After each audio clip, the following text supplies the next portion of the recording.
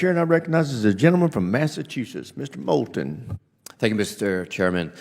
Secretary Seth, I'd like to clarify a few important details for the record.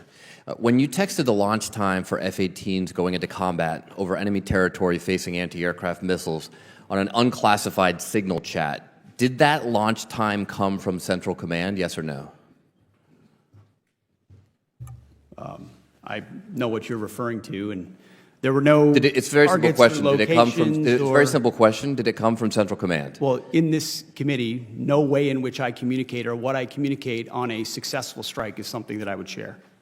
So you can't even identify the combatant command under which this operation occurred? Well, everybody knows the Okay, so everyone knows it's Central Command. So when Central Command sent you this information, did they send it on a classified system or an unclassified system?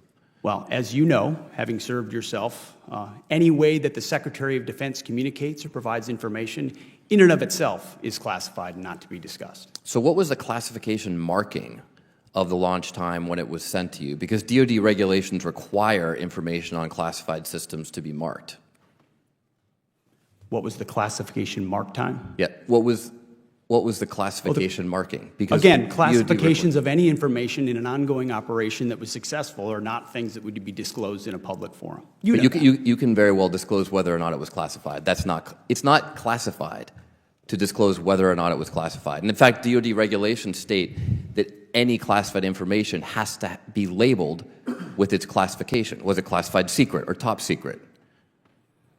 What's not classified is that it was an incredibly successful mission against the Houthis. Okay, so it was classified. So are you trying to say that the information was unclassified? I'm not okay, trying to say anything. That's what I thought. You're not saying that. So you took classified information from Central Command that had a classification marking on it, because that's what's required by DoD regulations, and you put it on an unclassified system. So we're going to get a report in a few days from the DoD Inspector General. And if the DoD Inspector General finds what is pretty obvious, both to you smiling there in the witness seat and to all of us up here, that the information was, in fact, classified, do you plan to take any accountability for that? As I pointed out at the time... you said that accountability is back. Does that not apply to you?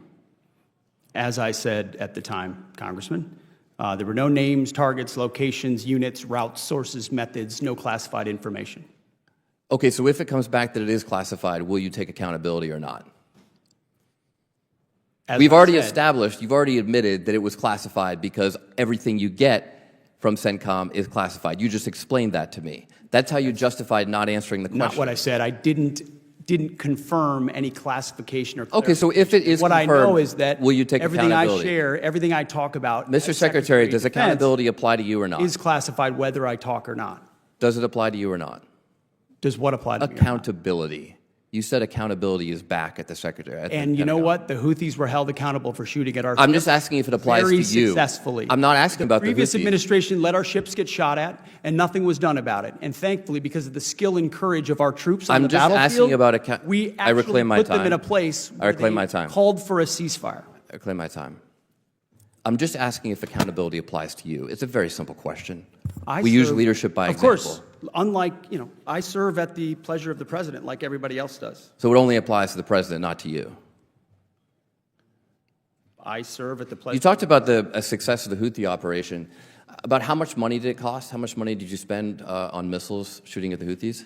Well, you'd have to compare that with what it cost. I'm just asking how much did it cost? Divert our shipping lanes around. I'm told it's several $100 million, maybe close to $1 billion. How many U.S. flagged commercial ships have transited the Red Sea since your so-called successful operation?